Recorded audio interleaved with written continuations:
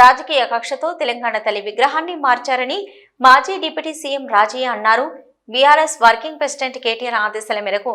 జనగామ జిల్లా లింగాల ఘనపూర్ మండల కేంద్రంలో తెలంగాణ తల్లి విగ్రహానికి పాలాభిషేకం చేశారు. ఈ సందర్భంగా మాట్లాడుతూ రేవంత్ రెడ్డి కేసీఆర్ పైన కక్షతోనే ఇలాంటి మార్పులు చేస్తున్నారని అన్నారు.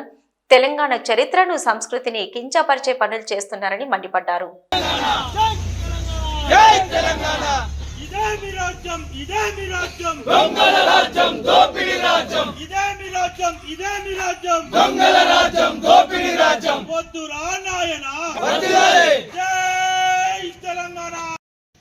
మన ప్రియతమ యువనేత బీఆర్ఎస్ పార్టీ కార్యనిర్వాహక అధ్యక్షులు కేటీ రామారావు గారి పిలుపు మేరకు కాంగ్రెస్ ప్రభుత్వము కక్షగట్టి తెలంగాణ అస్తిత్వం మీద, తెలంగాణ రూపాల మీద, అమరవీరుల మీద, అదేవిధంగా తెలంగాణ వాదుల మీద కక్షగట్టి కేసీఆర్ ఆనవాళ్లు లేకుండా చేసే దాంట్లో భాగంగా బహిరంగంగా మాట్లాడమే కాకుండా మరి ఈరోజు దాదాపు 6,000 కోట్ల రూపాయలు ఖర్చు పెట్టి తెలంగాణ ప్రభుత్వము, తెలంగాణ అస్తిత్వము, తెలంగాణ ఉద్యమాన్ని అనేక రూపాల్లో ప్రతిబింబించే కార్యక్రమాలు చేస్తే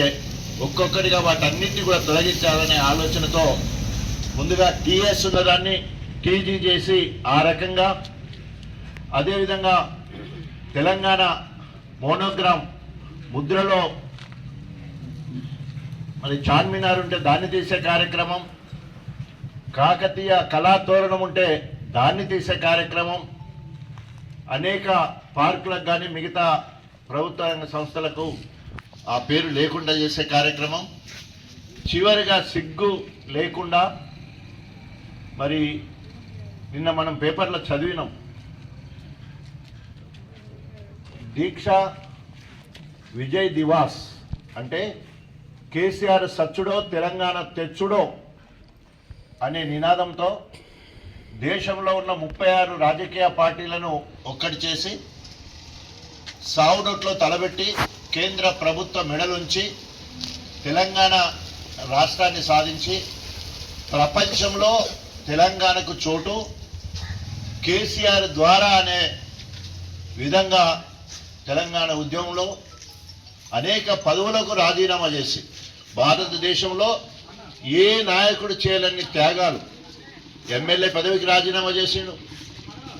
టీడీపీకి రాజీనామా చేసిండు, అదేవిధంగా డిప్యూటీ స్పీకర్గా రాజీనామా చేసిండు, అనేకసార్లు ఎమ్మెల్యేకు, ఎంపీగా, కేంద్ర మంత్రి పదవి కూడా రాజీనామా చేసి త్యాగాల పునాదుల మీద తెలంగాణ రాష్ట్రాన్ని సాధించాలని అనేక సందర్భాల్లో చెప్పుకుంటూ ముందుకెళ్ళి రాష్ట్రంలో ఉన్న సంపన్న కులాలను ఒక్కటి చేసి సకల జనుల సమ్మె చేసి అందరి చేత, అన్ని రాజకీయ పార్టీల చేత, అన్ని కుల సంఘాల చేత, అందరి చేత జై తెలంగాణ అనిపించిన నాయకుడు మరి కేసీఆర్ గారు.